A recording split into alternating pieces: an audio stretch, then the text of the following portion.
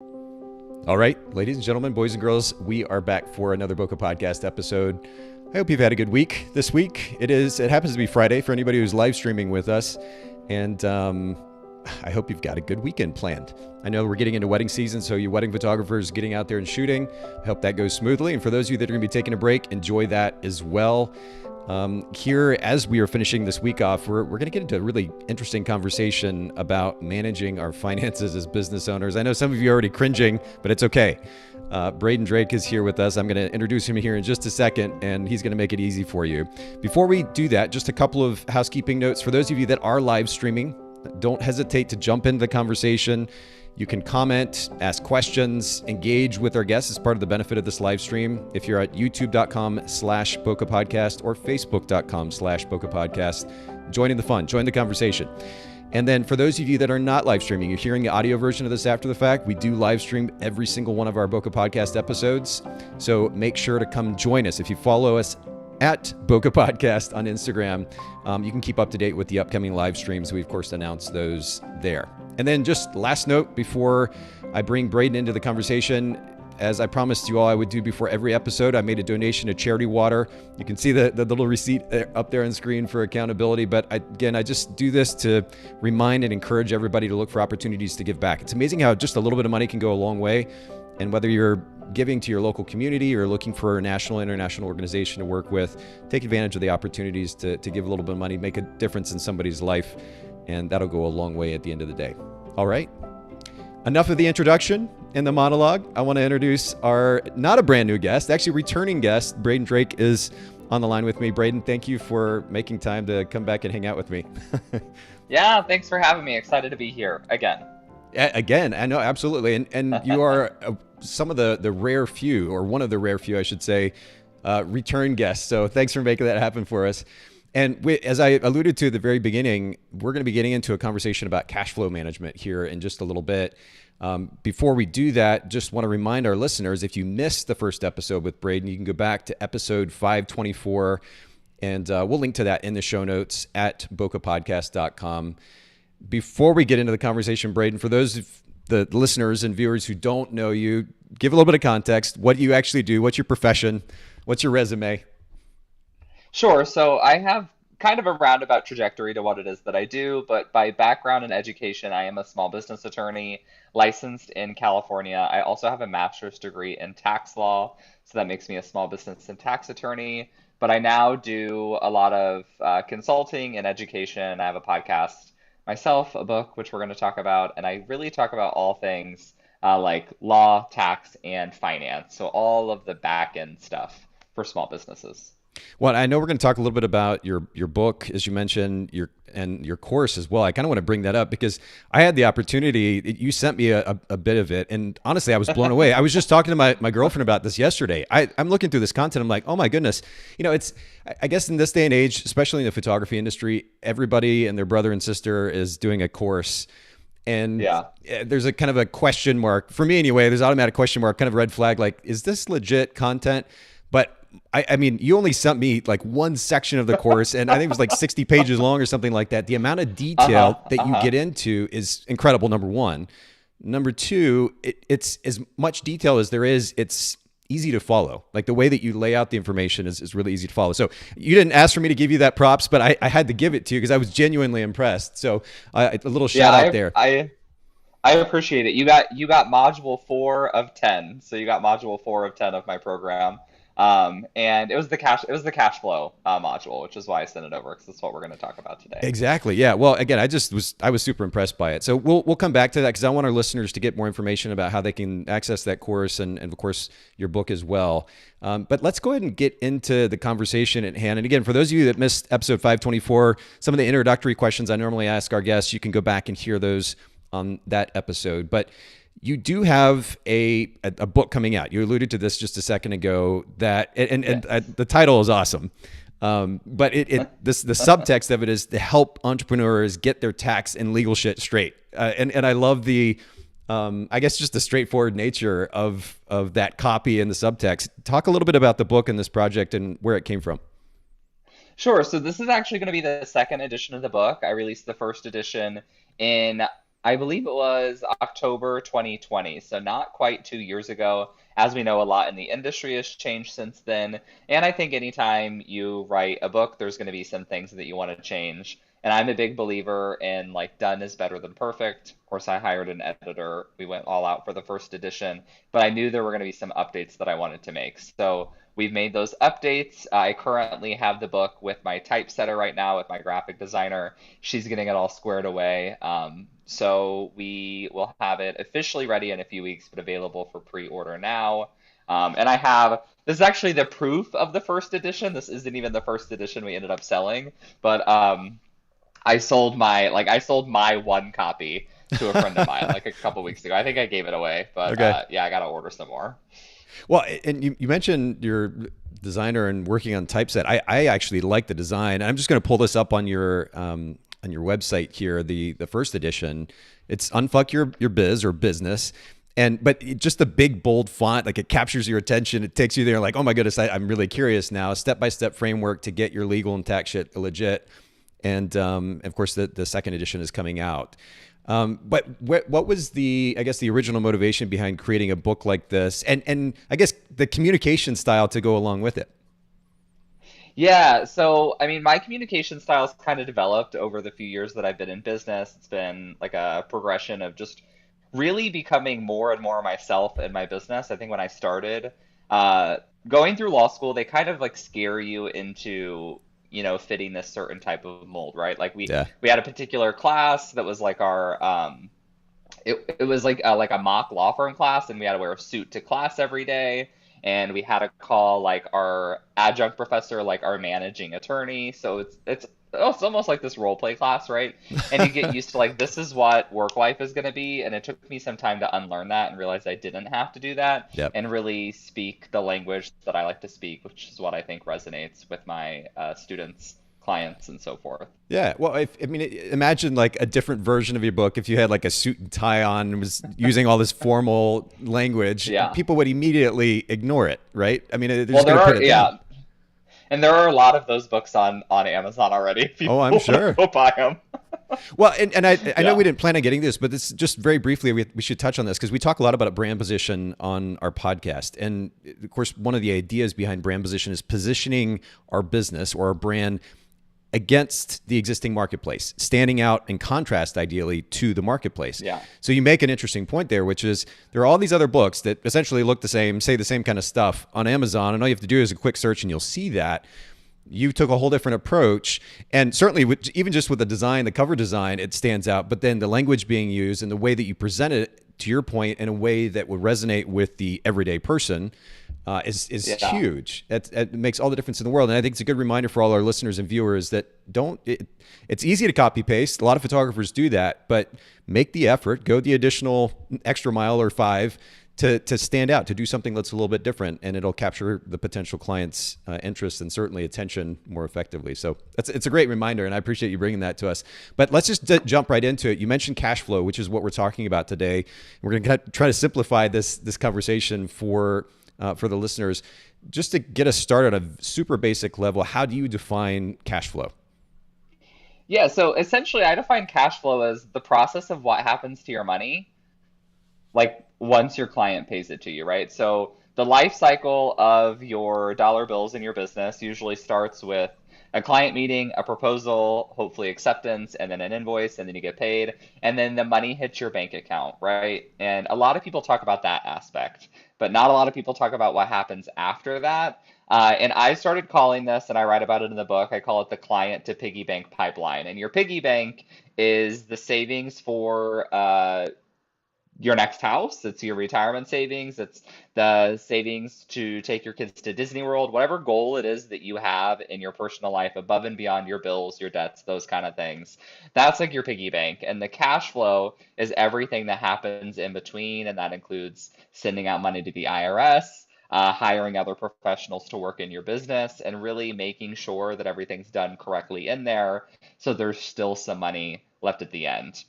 And I also like to think about it as like a pipeline. Mm. So if you have some cash flow issues, it's kind of like a leaky pipeline that we gotta fix. Well, so I'm curious to get your take on this, especially with all your experience. What do you think First of all, I love the way that you break it down. It's super easy to understand, which again is a great reflection on your brand and your intentions behind this. But I was just naive to this idea of cash flow and frankly, just managing my finances in general for so long in business. I grew up in a family that didn't have a lot of money. And that wasn't that we didn't talk at all about money, but it was relatively simplistic conversation. And I certainly had no context going into business, what it meant to manage money at that point.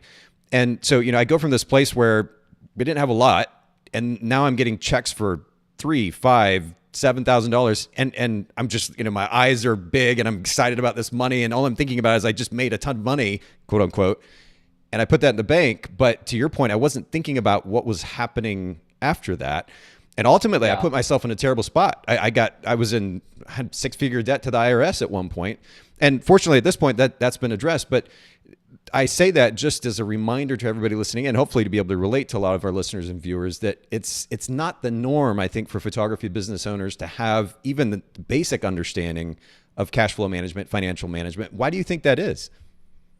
Well, first of all, it's just lack of education, right? So I think, I probably got like one or two personal finance lectures in high school. We get like the guest expert, and their job is to come and scare us and tell us to start saving for our retirement, like when we're 18. Right. I got like one of those in college, but then even that is like still, it's all focused on the personal side, right? So unless you took some business courses in college, you probably wouldn't get exposure to this. And even still, cash flow is not really something they talk about in a small business context. If you take a finance course in college, they're going to talk to you about corporate finance, which is like not even really relevant to what we do.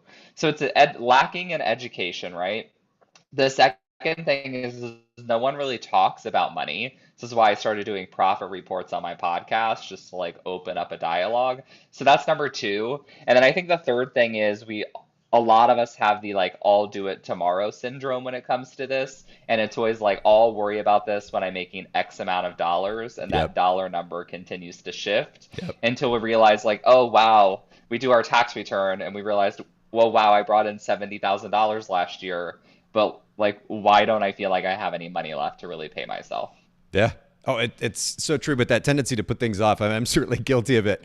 And ultimately, it bit me in the ass, right? I mean, and I know that maybe some photographers can't relate to the extent of the debt that I ultimately incurred at a certain point in my business. But I'm sure plenty of photographers can relate to first of all, the fear, the apprehension associated with finances. It's just like, oh, I'm just trying to make as much money as I can, put it in the bank. And then there's this almost like sticking our head in the sand, the ignorance out of fear or otherwise, laziness, and not actually proactively addressing this thing called financial management and also ultimately cash flow management. So I'm glad that we can bring some attention to it because it's much needed, certainly in our industry. Most photographers, I think, get into business being the so-called artist types, or they love the idea of being in business for themselves, but they don't understand all the moving parts. I certainly didn't. So I'm glad that we're bringing some attention to it. You talk about cash flow management in different stages or different levels in your course, and I think maybe even in your book as well.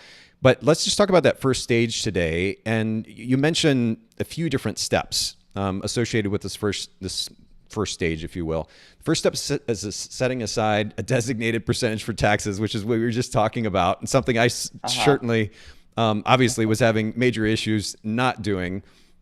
Talk to me a little bit about what this looks like. And I know it's a massive topic at the end of the day. We have an hour conversation here, but what's the simplest way for photographers to approach this to help minimize the I guess the stress associated with it? Yeah, so to put it in the simplest terms, at least, it's determining what percentage of your business income needs to be set aside for taxes. And the more complicated part is that percentage is affected by a lot of other outside factors. Like if you're married, how much does your spouse make? If you have another job, how much does that bring in? If you have an inheritance, every source of income that you have that goes on your tax return is going to increase your tax bracket and therefore your tax percentage. So I teach people to look at all of that, and then you determine a percentage, and then you save the percentage and you pay the quarterly tax. And I also have some strategies on like the best way to save it as well. We use some automations, which is really fun. Okay. So, I mean, it's just on a super practical level, or again, a simple level. If a photographer well, first of all, they do need to make that determination with the help of their accountant, what percentage they need to be setting aside. and then just simply do it. And I know this is super basic conversation, especially for you and all your experience, but for the sake of all of us basic people, would you say the best thing to do is to immediately take that percentage out when you get any check or any bit of money, immediately set that aside in a separate account? Is that just the best approach? Yeah, so what I actually teach is it's actually a phone app. It's called Capital, Qapital. I used to Okay. call it Quapital all the time, but I guess they pronounce it Capital, Okay. whatever. Um, and it's really meant to help you like save for a rainy day or like, whatever your savings goals are. But I have my students and my readers download the app and we link it to the business bank account. And you're going to set up something called that they call the freelance rule, which allows you to save a certain percent of all deposits in your bank account. So if you go through your tax calculation and whether you determine that I call it your tax percentage is 5% or 30%, we'll say 15, for example, you're going to tell Capital, I want you to automatically save 15% of every deposit. It gets auto saved. And then every quarter you go and pay the balance straight from Capital to the IRS. So that's the easiest way to do it. Some people just do those transfers like manually on a daily or weekly basis. That is really cool. And like here we are in 2022, I guess now. Like the technology that we have access to that simplifies this type of thing for us is so great. I still remember, so I started in business back in 2001. And the version of QuickBooks that we ended up using around that time where, we were still having to Uh-huh. like burn data to a disk and take it to our accountant to get the work done on it. And the software itself was super convoluted and complicated for, again, somebody like myself who didn't have any context to that world. I know that just even QuickBooks now, the way that they've streamlined user experience and simplified it for the average individual is incredible. Now we have an app like this, and I pulled it up on screen for anybody who's not live streaming with us. You can see it up on here on screen if you go to qapital.com. And they've got a little tagline at the top that says, "Feel happy about money. Capital's award-winning app designed to let you save, invest, and spend with any goal in mind." This is really cool, actually. And I'm going to personally look into this app. But I love that we have access to tools like this that simplify this process for us. And again, very much playing to your brand and your intentions behind this. I think it's really great. So that first step is to set aside money or a percentage of our income intentionally and proactively, of course, for taxes. And then the second step of this stage is determining profit margin. And Yes. a friend of mine, actually, Bobby Brinkman, who I just had on one of my other podcasts, she said something the other day that I thought was poignant. Again, very simple. Revenue is not profit. And that may seem obvious to a lot of people, but again, much like myself as a photographer, I'm getting these multi-thousand-dollar checks. I'm just so excited because it's big money, but I'm not actually thinking about the bigger picture and how much I actually get to keep at the end of the day. How do photographers best go about calculating this profit margin in the money that they're making? Yeah, so very simply put, your profit margin is your percentage of revenue that represents profit. So you have to determine your expenses, right? So you can do that by looking at your bank statements for the month. And if find that you have $10,000 in revenue, $33,000 in expenses, then your expense percentage would be 30%. The opposite of that is your profit percentage, which is 70%, and that's your profit margin. That's like kind of the broad picture. Sure. We could get into a whole conversation on like marginal profits, which is something I love to talk about. We can get like real nerdy with it. But when it comes to so from a photographer's standpoint, or their perspective, and really any creative business, they're looking at expenses first. And to my earlier point, using a tool like QuickBooks enables us to be able to very simply, very quickly track any existing expenses associated with running our business. We can Yeah. look at a P&L and we can see what the expenses were for the month or what they were for the year, for the quarter, whatever the case may be, and then see that leftover money, the so-called profit margin that we've got. But should photographers also be considering taxes, for example, in that equation?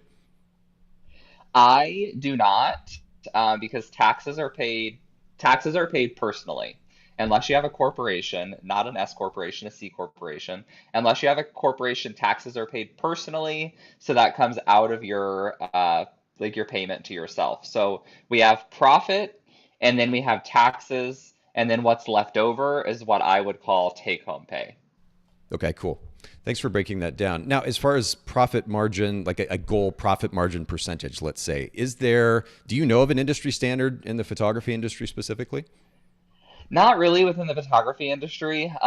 For general service providers without a lot of team members, like without employees, typical target is about 70% profit margin, and that assumes that you're not running a lot of ads. Okay. That also assumes that you're not paying a lot of people. I would say like associates and contractors are okay because then you just want to account for that when you're invoicing your clients. That's a pretty rough figure. Now, some people might say, hey, if I can work half the amount of hours and take 20% less profit, that's like the business I want to have. Other people, I've actually worked with a lot of photographers. I shouldn't say a lot, but a handful who Sure. operate at like 90% profit, but then they're working 70 hours a week. And I'm like, all right, it might be worth outsourcing some things at this point. Yeah. Yeah. That totally makes sense. Again, the awareness factor, though, is not. I don't think it's commonplace for most photographers. I'm sure there are the Yeah. obvious exceptions, and certainly people that would work like somebody or work with somebody like yourself. But that awareness of the numbers, it's such a it just makes such a difference in enabling us to further build a business if we know what's actually going on. If all we ever think about is, I got a check, I put it in the bank, I had to pay for a couple of things here and there, and oh shoot, now taxes are due.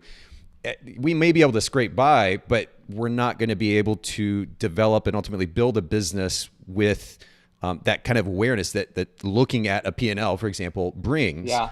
where we can proactively build a business, where we can see where we're losing money, where we're making the most money, make adjustments to that. I just think this conversation, if nothing else, the fact that we're bringing awareness to the importance of developing awareness about the numbers is just super, super important. And I say it a lot on the podcast because of the issues that I face personally that I explained earlier.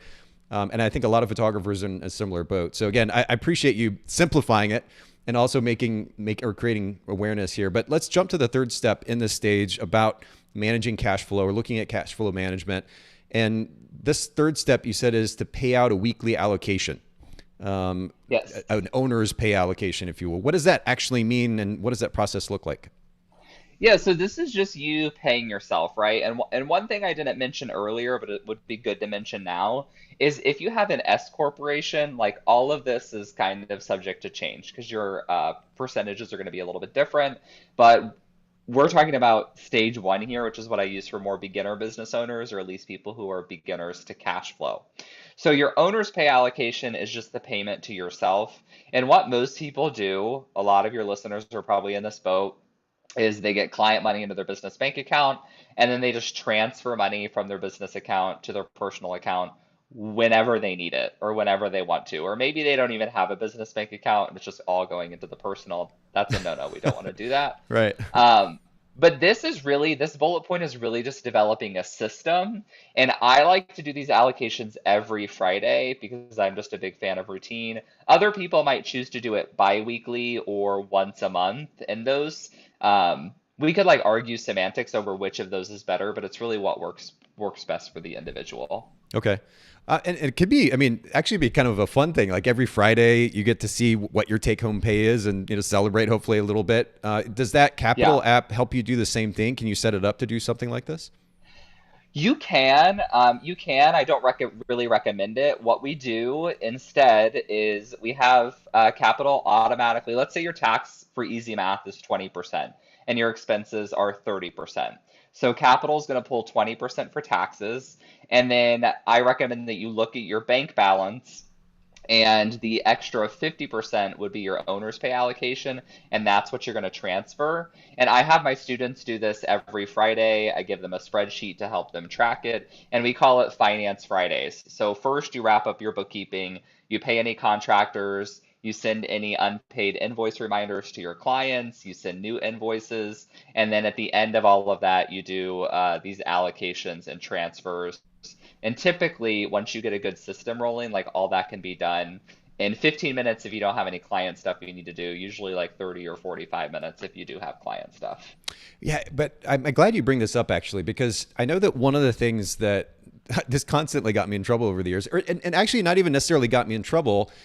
I guess I got more stressed out as a result of putting off dealing with my finances, having a regularly scheduled time to do that. And then I would, on top of that, not only was I putting it off, but I build it up in my mind. And I'm like, I don't like finances and it stresses me out. I got to pay this tax bill and I hate doing that. And I just build it up in my mind. And then I go to actually do the thing. And it took me so little time. It was so effortless. And again, we have tools like what we're talking about today, Capital or QuickBooks or otherwise, that really make this process simple if we are consistent in doing them on a regular basis. So literally, it doesn't have to take any more than 15, 20 minutes, maybe a half hour, even if you have some things that have to be put in, because we've got these really great tools at our disposal that we can take advantage of. So not only does it not have to take a lot of time, but if we stay on top of it as a result, it doesn't have to be stressful. And I think, again, it's just such a great reminder. I would imagine it's a lot like editing or anything else in business. Like the bigger the backlog gets, like the worse that is for everyone. So just it's best to stay on top of it. And then it never gets too overwhelming. It's good. Again, I know, especially for you, Bray, that's a simple reminder, but I know for many photographers like myself, just the mentality and not being used to being proactive in managing finances, it's a really good reminder. And we could go so many different directions in that regard, but I know for the sake of conversation today, first of all, I love just the simple practical advice, and it's easy to follow for everybody listening and watching. But if they do want to take that deep dive, we talked about your course earlier. Let's talk about both your book and your course. Talk about your course first of all. How can they learn more about that course? I know you didn't ask me to bring this up, but I think it's important because there's so much helpful, practical information there. How can they find that and learn more about it? Yeah, so I have my textbook and beside me, so I like to reference it. This is our part 1 textbook. It covers the first 5 modules of the program. So module 4 is what I sent you. Very fun. The course is actually available inside a membership. So that's really like the main signature program I offer now. Okay. It used to be a $2,000 program. I've actually just recently done an invitation to a similar group program, but I now have something I call the content only membership, where for only $30, I sound like an infomercial, for only $30 a month, you can access my entire bank of content, which includes this entire program, all my contract templates. Whoa. It's $100 to sign up for your first month, and then $30 a month after that. Which is really pretty like next level, incredible. But I switched to a high volume business, which has worked really well for me and worked really, really well for the couple hundred people who've joined the program so far. That's incredible. And I have to add this caveat because you make the mention of sounding like a sales or an infomercial. Braden and I really didn't talking about the course or discussing the course previous to our conversation today. And anytime I have somebody on the show, the last thing I want is to turn it into commercials. So I was genuinely taken by the segment that you sent to me, the module that you sent to me. And I think our listeners should know about it. So this is really exciting. How can they go about finding whereabouts is that membership? How can they get access to it? Yeah, so if you just go to my website, which is bradendrake.com, I have, there we go. So I follow the, what is it? What's that one book? Story Brand, like the Story Brand framework. Yeah. They tell you to have the CTA, like in the hero image in the top right corner. Yeah. So they're right there on my website. You can also find it at bradendrake.com/PRX for ProfitRX. And it's super easy to sign up and get started. Perfect. Yeah. So literally that, as Brady was talking about, that CTA, the call to action, the button is right there on the corner in the middle. Yeah. By the way, side note, I mean, talk about another big value add, and hit the wrong button here. Let me jump back over. There we go. That Story Brand, and then Business Made Simple actually is a book that, Marketing Made Simple is another book that Donald Miller came out with, where he breaks down, again, very simple, practical information about how to set up a website that is it's extremely valuable. And I think a lot of photographers would find a ton of value in listening to that. So I'll just throw that out there. We've mentioned on the podcast before, but we'll link to that book in the show notes at bokehpodcast.com. But coming back to your website, if for those of you that missed it, if you go to Braden Drake, so BradenDrake.com, BradenDrake.com, you can click on Join ProfitRX, and you'll see the information about the membership once you click on that button, which is great. And yeah, that's a steal, especially for the little bit that I saw. I mean, it would be easily worth it just for that module. But yeah, that's a massive value add. Now, talk to us again about the book. And you mentioned a little bit at the very beginning. when will the second edition be coming out, and how can our listeners learn more about it? Yeah, so the book is available for pre-order now. If you go ahead and order a copy of the book, I'm going to email you an ebook version of the first edition. If you're just like really eager to get started reading, you could read Cool. through that. What the book actually covers in great detail is the book is actually module one from my program. You get like the entire first module, which is the longest module, which teaches you all about how taxes work, how to calculate your quarterly taxes, come up with that percentage we talked about. And then I give you the overview of like the next nine modules. And then, we're all marketers, we're all business owners, so we understand how this works. My book is, there to give you answers, like Donald Miller's book. I took inspiration from that. Mhm. But it's also offering you the next step, which is the membership. So it's a great starting point as well. Okay, perfect. So how can our listeners pre-order that second edition? Is it going to be on your website, or they just go to Amazon, or what's the best way? Yeah, so it's only available through my website, and if Okay. you click the little hamburger drop down, there's a button that says book, and you can just click on that and either get there's an ebook for $20 or a hardcover book for $30. Cool. Oh yeah, brilliant. There you go. Some clear CTAs again. All right. So for everybody listening in, again, go to bradendrake.com and click on that little drop down, and you'll see you get access to all the information you need about the book. Pick up that book. Braden, I really appreciate it. Like truly, there's this podcast at the end of the day, if nothing else, I want listeners to feel like it's practical, actionable information. Even if it's a short conversation like the one today, they're able to take something away from it and go apply it to their business. And you brought that, and you certainly bring that value with the course. So I hope our listeners take advantage of that. Thanks for making time for all of us again today.